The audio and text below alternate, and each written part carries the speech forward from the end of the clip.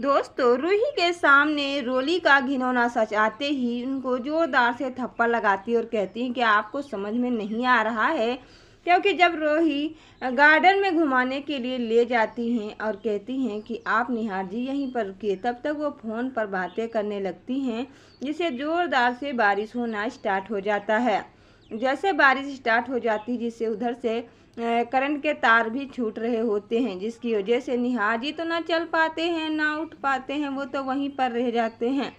जिसकी वजह से वो कुछ कहना चाहते हैं बट उनकी बात कोई समझ नहीं रहा होता है। रोली अपने फ़ोन पर बात करते हुए सीधे छत पे चढ़ाती हैं। तब तक वहाँ पर तेज धार से बारिश होने के कारण पहुँच जाती हैं निहार के पास रूही और कहती हैं ऐसे कोई लापरवाही करता है। आखिर में जब वो उनको लेकर घुमाने के लिए जाती हैं रूही जी से उनकी माँ कहती हैं कि उनकी पत्नी रोली है, वो उन्हें घुमा देगी, आपकी कोई भी ज़रूरत नहीं है। जिसके उनकी लापरवाही से उनको काफ़ी ज़्यादा ठंड लग जाती है और निहार जी रूही का चेहरा देखते हैं और वो कुछ समझ नहीं पाते। कहते अब मैं क्या ही करूँ, मुझे समझ में क्यों नहीं आ रहा है। वहाँ पर बात सुनते सुनते काफ़ी दूर निकल जाते हैं, फिर भी उनको एहसास नहीं होता कि हाँ ये सब कैसे है। तब तक रूही निहार को लेकर घर आ जाती हैं, जिसे सोनी और दादी सब लोग देखती कहती हैं ये सब तुमने रोली क्यों लापरवाही किया। रोली जब उनको फ़ोन कर जाता जिससे उनको निहार की याद आती है, वो वहीं पर रुक जाती है और कहती है अब मैं क्या करूं, मुझे खुद ही नहीं समझ में आ रहा है। एक बार नहीं वो बार बार सोचने की कोशिश करती, फिर भी उनको एहसास नहीं आता है कि आखिर में बात क्या है।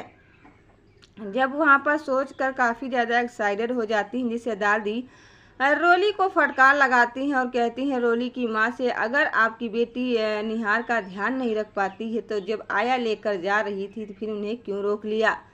जिसे कहती हैं आपको समझ में नहीं आ रहा होगा, मैंने सब कुछ सही किया है। यही बात सुनकर रूही निहार के कमरे में लेकर उनको जाती है, उनके तलवे में काफ़ी ज़्यादा मालिश करती हैं और कहती हैं कि आपको अभी जाके तबीयत ठीक हो जाएगी, आपको बिल्कुल भी टेंशन लेने की ज़रूरत नहीं है।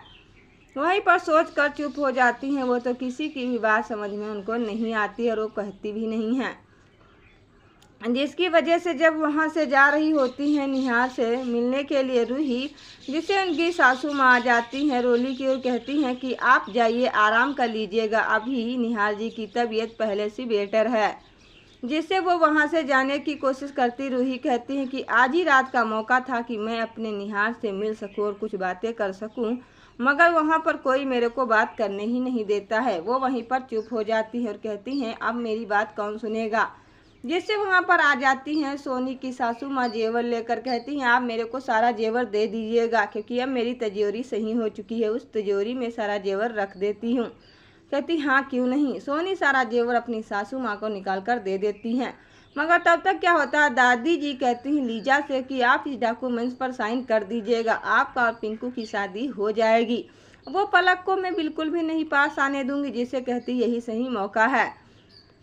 मगर लीजा भी कहीं शांत नहीं बैठने वाली हैं। वो डॉक्यूमेंट्स की जो कागज़ होते हैं साइन करने के लिए उसको फाड़ कर फेंक देती है दादी जी के चेहरे पर, जिससे कहती लीजा तुमने ये सब क्यों किया, आखिर में मैं तो आपसे साइन कराने के लिए आई हुई थी। जिसे वो नाश्ता लेकर आ रही होती हैं पलक और कहती हैं मेरे ही पति को मेरे बस में नहीं करने देती हैं। मगर तब तक रूही और निहार एक दूसरे से मिलने के लिए काफ़ी ज़्यादा परेशान होते हैं उनकी याददाश्त वापस लाने के लिए। तो दोस्तों आपको क्या लगता है, क्या सच में रूही निहार की याददाश्त वापस ला पाएंगी?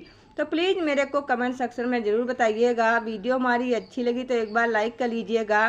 चैनल पर पहली बार आए हैं तो चैनल को फटाफट सब्सक्राइब करके बेल की घंटी जरूर दबा लीजिएगा। तो मैं मिलती हूँ नई वीडियो के साथ। अब के लिए दोस्तों जय हिंद, वंदे मातरम।